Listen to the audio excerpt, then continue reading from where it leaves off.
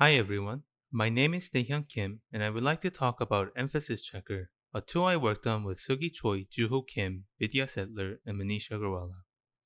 This line chart about 30-year fixed mortgage rates has this peak around 1981, but the caption, following the global financial crisis, mortgage rates saw a dip between 2008 and 2012, emphasizes a non-prominent feature.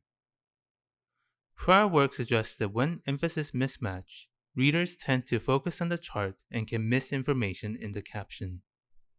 To understand whether charts and captions emphasize the same information in practice, we performed a survey on charts in the wild.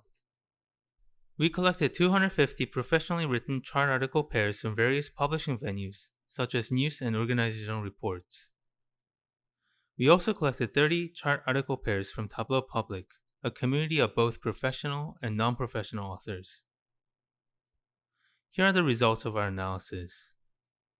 While professional authors often match chart emphasis and text emphasis, they occasionally do not.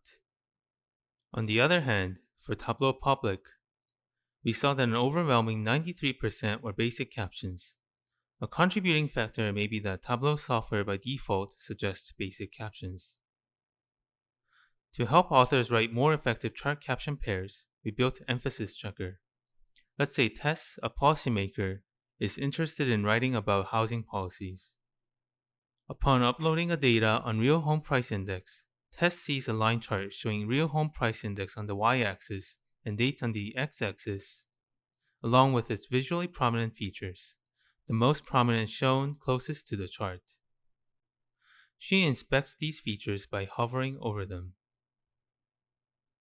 She begins by writing, the chart shows the Real Home Price Index between 1890 and 2006, and hits Shift-Enter to run EmphasisChecker. Here, she sees no match, since the caption is a basic caption not about specific features in the chart. She then decides to write about the prominent rise starting in 1997. She writes, the housing prices have skyrocketed starting around 1997 and we need to act, and runs EmphasisChecker again.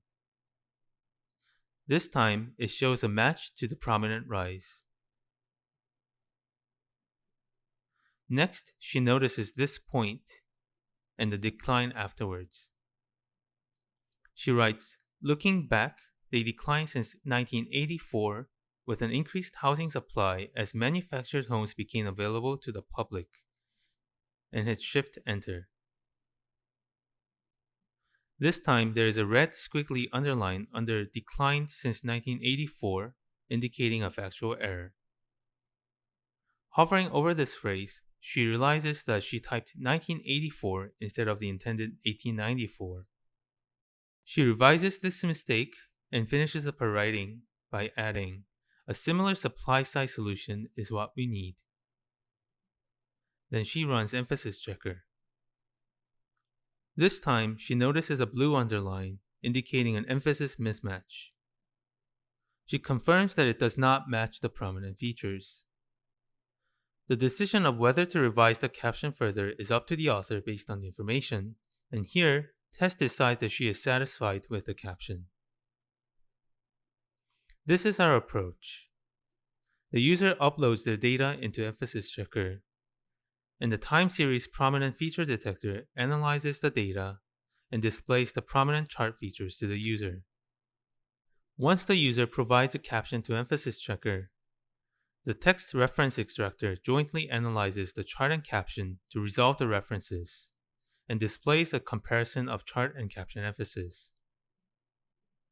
First, let's talk about the time series prominent feature detector. Our approach is based on the Raymer-Douglas-Pucher algorithm, which takes a polyline and a distance threshold parameter epsilon, and it outputs a simplified polyline, the details of which I won't go through. What effect does the parameter epsilon have on the simplification? For a chart with diagonal length of 1, we start with the original chart at epsilon equals 0. At lower values of epsilon, the RDP algorithm preserves local features. As we go higher up, we begin losing the details into extracting the global features until it becomes degenerate. The orange peak is observed for epsilon values between 0 and 0.25, which would look like this on the number line. This green trend preceding the orange peak is present between 0.1 and 0.25, which corresponds to this range. On the other hand, this blue decrease corresponding to the caption we saw at the beginning is present briefly around 0.04, corresponding to this range. We call the duration in epsilon for which a feature is observed the epsilon persistence of a feature and use it as a measurement of prominence. Hence, the prominent peak has an epsilon persistence of 0.25, and the rise before has an epsilon persistence of 0.15. The fall after 2008, on the other hand, has a negligible epsilon persistence. The tool displays the prominent features in orange above the chart, with the most prominent closest to the chart. To give a sense of how prominent each feature is, we use different shades of orange to indicate different ranges of epsilon persistence. Let's move on to the text reference extractor. The text reference extractor takes a chart and a caption like that 30-year mortgage rates peaked in 1981 and then declined sharply until 1987. It uses a 5-stage pipeline to extract the references. First, to extract the time references, we first run the core NLP named entity recognizer to detect dates and durations. Here we detect 30-year, 1981, and 1987. Then we look for surrounding words signifying directions of time using a pre-built word dictionary. Here we detect the word until and modify our time detection for 1987 as a time range ending in 1987.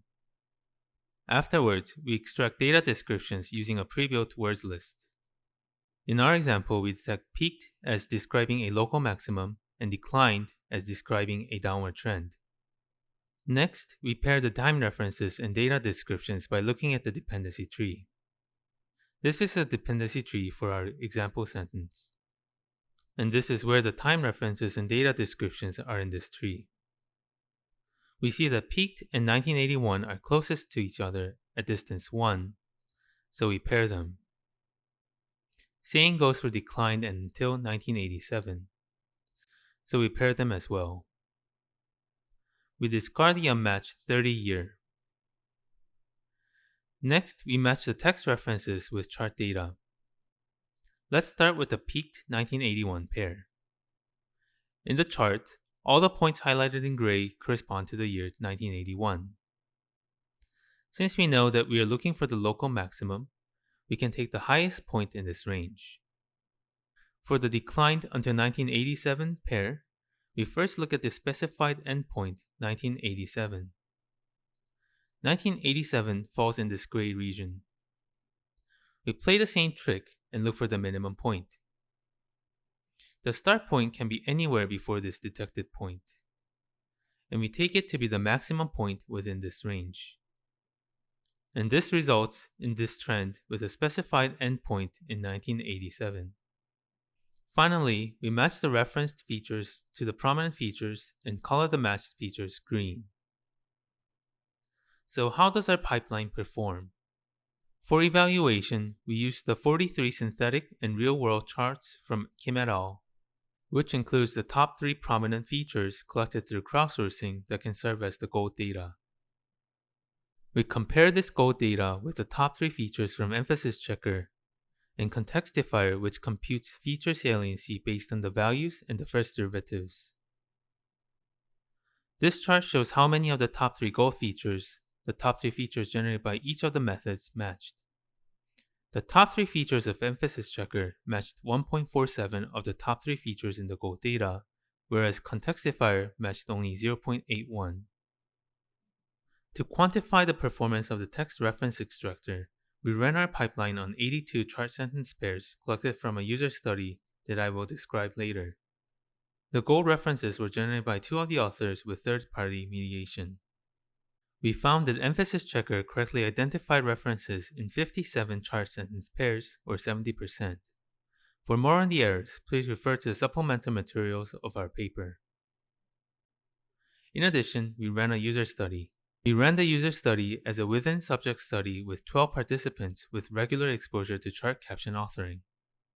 The participants were asked to author chart caption pairs with emphasis checker or without in a counterbalanced order.